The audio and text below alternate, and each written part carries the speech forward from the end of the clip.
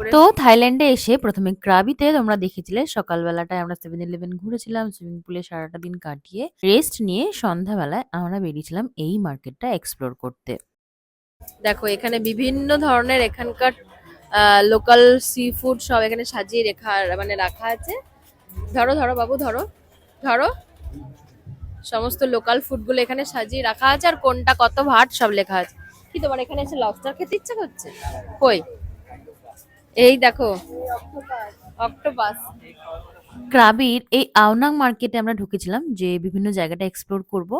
আর এখানকার লোকাল কিছু street food আমরা ট্রাই করে দেখব, কারণ থাইল্যান্ডের লোকাল স্ট্রিট ফুড ভীষণ ফেমাস, সবাই এখানে এসে এইসব জিনিস ট্রাই করে। তো আমরাও ঠিক করেছিলাম যে ডিনারটা এখান থেকেই সারবো, কিন্তু তারপর আস্তে আস্তে কি হলো তোমরা দেখতে থাকো। আর এখানকার সব মানুষগুলো কিছু তুমি করো না করো কিছু, জাস্ট একটা বড় বড় স্মাইল দেবে, এত ভাল লাগে মানে, খুব ভালো, খুব ভালো লাগে এটা। এটা থাইল্যান্ডের কালচার বলতে পারো, কারণ এখানে এলে তুমি প্রত্যেকটা মানুষের মুখে এক গাল হাসি দেখতে আর পারবে। এটা তুমি থাইল্যান্ডের যেই কোনাতেই যাও না কেন, বিভিন্ন শপ বলো, মার্কেট বলো, বা যেখানেই যাও তুমি কিন্তু এই ব্যাপারটা ফিল করবে, যেটা আমার ভীষণ ভালো লেগেছিল। এর জন্য কিন্তু থাইল্যান্ডকে ল্যান্ড অফ তো স্মাইলও যাই বলা হোক, হয়। আমরা কিন্তু এখনো পর্যন্ত খুঁজে পাইনি যে এখান থেকে কি খাওয়া যায়। আমরা কিন্তু এখনো সেই চেষ্টা চালিয়ে